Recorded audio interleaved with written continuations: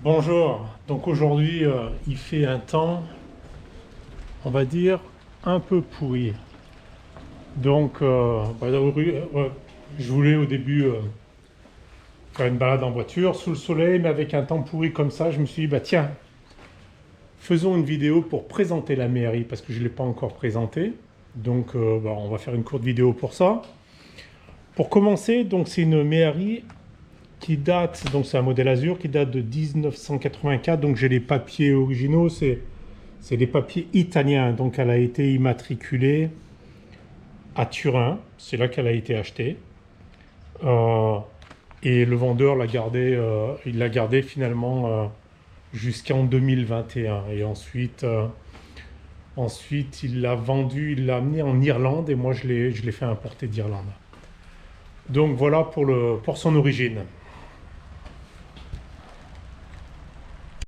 Voilà, on va passer maintenant sur une revue assez, assez complète de la mairie type Azur. Donc je vois, j'ai toujours, là c'était l'assurance qu'il y avait lorsque je l'ai acheté. Mais bon, c'est des vignettes dont on n'a pas besoin aux États-Unis. Ça c'était le contrôle technique qui avait été fait en Irlande, donc 2024, qui était valide jusqu'en 2024.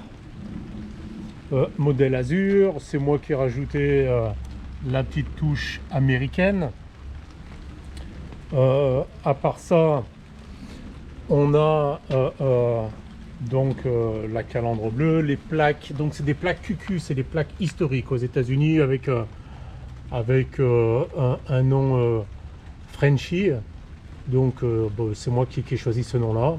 Avec quelques autocollants, on m'avait demandé. Donc ça c'est l'autocollant du Méhari Club de France. Donc je suis abonné aussi au Méhari Club de France. D'ailleurs, il y a des gens super compétents et c'est toujours un plaisir de poser des questions. Le Méhari Club de Cassis, là c'est là où j'achète un petit peu. J'ai acheté pas mal de composants que j'ai changé pour la mettre un petit peu, la mettre un petit peu à neuf. Donc voilà, un tour de la Méhari, donc la capote qui est d'origine. J'ai aussi une capote qui permet de couvrir entièrement la Méhari si on la garde dehors, mais je ne l'ai jamais utilisée parce qu'elle est toujours dans le garage. J'ai changé les élastiques, donc en fait j'ai simplement acheté un élastique aux États-Unis parce que le sud d'origine était quand même relativement vieux. Donc moi je garde le mode, j'aime bien le mode sans les... j'enlève les panneaux de porte et puis j'enlève le panneau arrière, c'est pratique comme ça. Donc c'est une 4 places. J'ai acheté du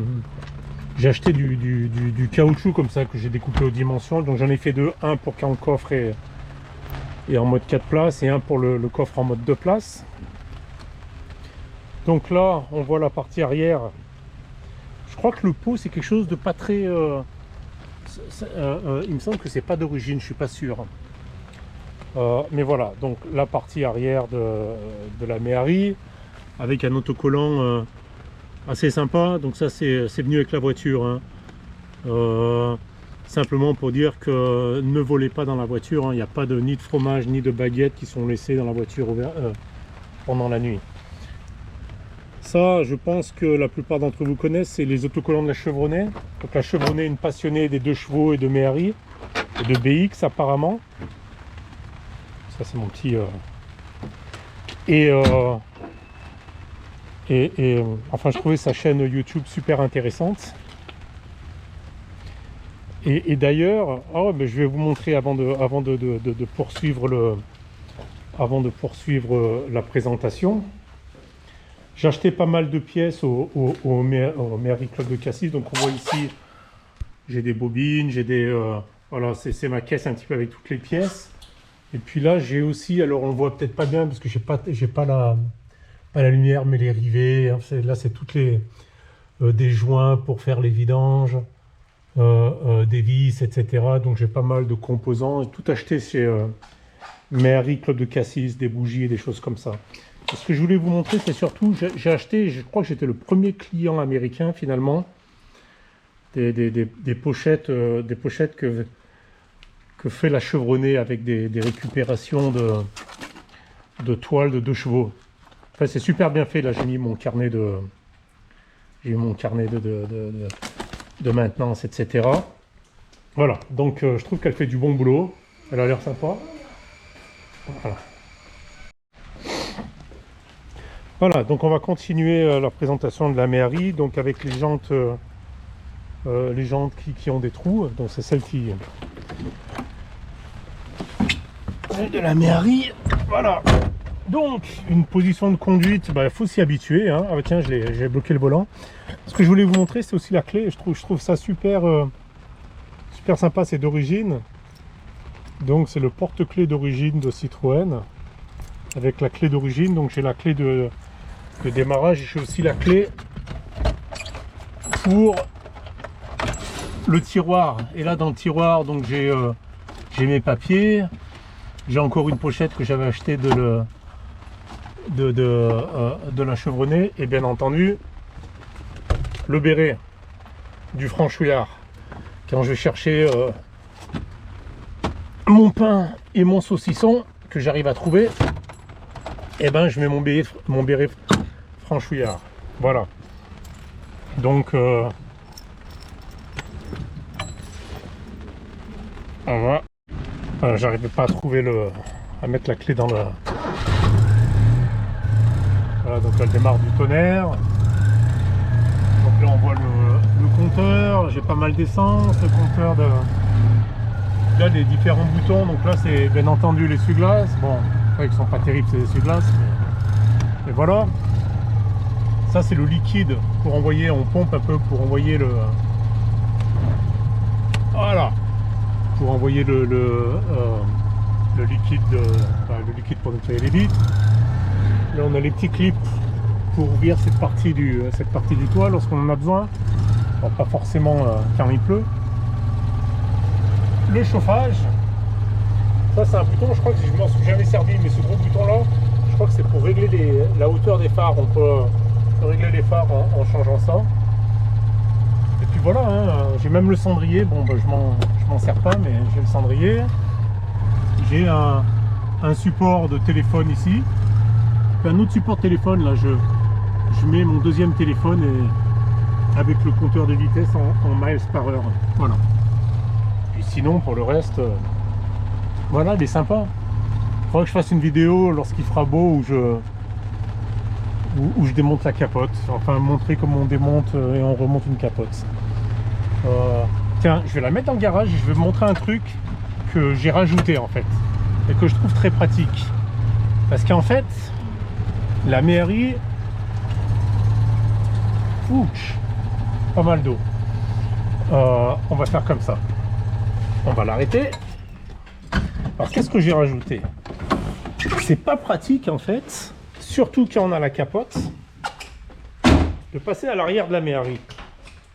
Alors si on est jeune et comme les enfants, ça va falloir que j'éteigne les phares, parce que là aussi c'est pareil, lorsque le contact est fermé, les phares restent allumés et c'est le meilleur moyen de vider la batterie.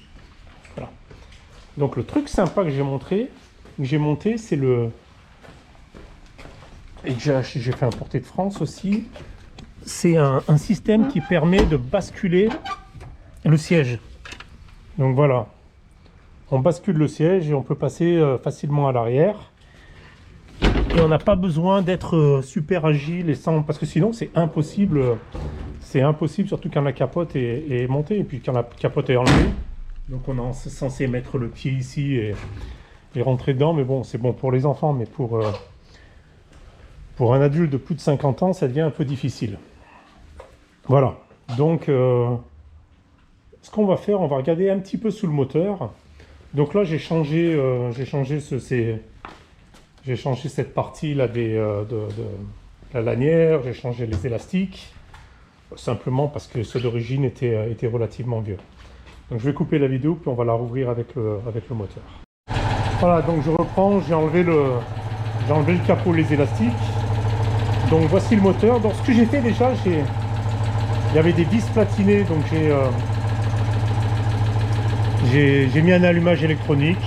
J'ai gardé les vis platinées pour garder les choses d'origine, mais l'allumage électronique fait que la voiture elle démarre au quart de tour. Donc j'ai rajouté un filtre à essence qui n'était pas, j'ai changé l'alternateur parce que l'ancien n'a pas survécu au voyage. J'ai changé la batterie, la bobine d'allumage aussi, j'ai mis une bobine sèche. Puis voilà, le reste, il y a beaucoup de choses qui sont d'origine, hein. J'ai même on la voit pas ici là parce qu'il fait trop sombre, mais j'ai la cale en bois d'origine pour lorsqu'on change la roue. Voilà. Donc moteur, je crois que c'est un moteur qui fait 602 cm3, qui délivre de mémoire un peu plus une vingtaine de chevaux, il me semble, mais 25-26 chevaux, il va falloir que je vérifie ça. Mais voilà, donc c'est quelque chose, ça consomme pas, c'est agréable à conduire, c'est le moteur de la 2 chevaux, c'est surtout amusant à conduire. Voilà, donc un vrai régal.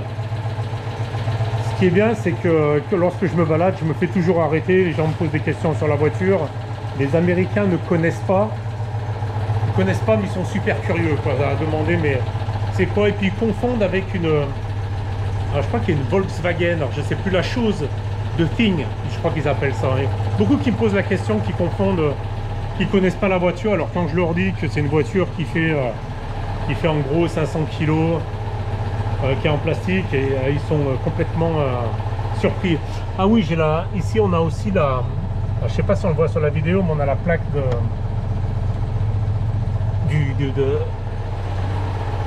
je ne sais plus comment on appelle ça en français, quoi, avec le numéro de série. Voilà.